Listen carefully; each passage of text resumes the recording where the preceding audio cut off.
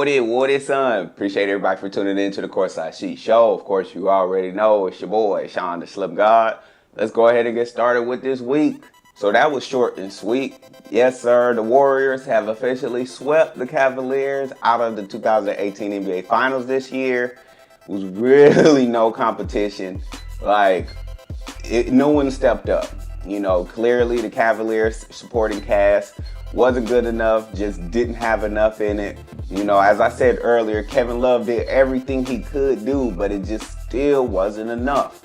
And there was no one else really consistent enough to keep the Cavaliers in the game like that, other than LeBron, of course. But you got to give all the credit to the Warriors for sticking to their guns and, being cold shooters. Steph Curry was really lit out there. Consistently, KD was able to make sure the squad did their thing and, complete the sweep. So, of course, KD had to get the MVP. There was a little bit of hate going on, Steph Curry should have got it, Steph Curry should have got it. Not really, because when you're not consistent, then, you can't be qualified as that. But this is, again, KD's second time getting MVP, second year in a row. The Golden State Warriors pay for these championships, as they should, because it's a business and you got to pay your weight. So, again, congratulations to them. Special congrats to KD. It's going to be really, really lit in the Bay all the way up until probably Tuesday. Of course, the parade going to take place, and the Warriors look way more happy this year than they did last year. They just definitely taking it on a fun tip this year. And it's just good to see them boys, really do their thing, man. So congrats to them. And while I'm congratulating them, I also want to definitely congratulate LeBron James for making his 8th straight finals. I know he didn't accomplish what he wanted to accomplish, was winning the finals. But when you have a bunch of C-list players with you, and you're doing it all by yourself, it does get a little frustrating.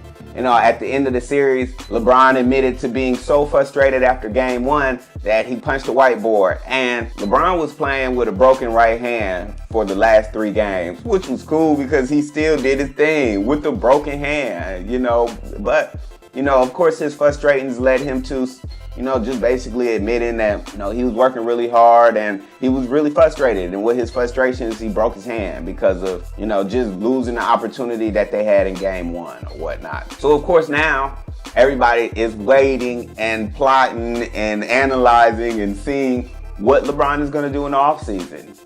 That his frustration was clear with the Cavaliers in the finals, and there's no way, other than his family, that he's going to stay in the Cavaliers. That's what a lot of people are saying.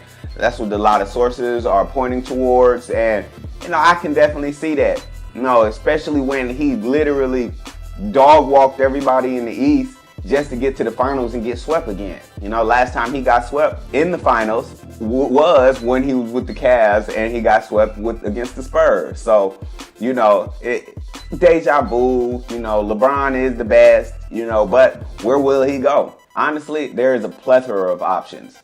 Some say the 76ers, others saying the Knicks. We got some saying the Lakers. We got a lot saying the Houston Rockets. And we got a lot also saying the Spurs. So, for me, I'm just going to sit back and enjoy. Who do I want him to go to? I would love for him to stay with the Cavs and just have everyone come to the Cavs. But the Cavaliers organization is not up to par like that. And I recently heard LeBron say in the press conference that he really enjoys playing with players who know what they're doing. So, it's easier to play with superstar players rather than playing with B-list, C-list players that you got to show what to do, So for me, I definitely see LeBron. I would love to see LeBron with the Spurs.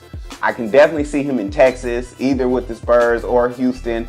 I don't see him with the Warriors. Why would y'all do that? I definitely don't see him with the Lakers. They're not old enough yet. And the 76ers, I just don't think they're old enough yet. If he wanted to stay in the East, I definitely think the 76ers would be the best place to go. And they would definitely be competing against the Boston Celtics next year, who's going to be on fuego when Gordon Hayward and Kyrie Irving get back from, miscellaneous surgeries and injuries that they were dealing with. So LeBron, I can't wait to see where you're going. I know your kids is older now and you don't want them to move or whatever, but you know, for the sake of the game, I think it's time to go. And of course, with that being said, that's pretty much a wrap for me. I just wanted to wrap up the finals this week. Next week is the award show, so we definitely want to goddamn wait for the award show to come around to see who's the MVP, sixth man, yada, yada, yada. You know, so, but again, I'm definitely going to be around, so make sure y'all tune in, and I'll see y'all next week. Peace.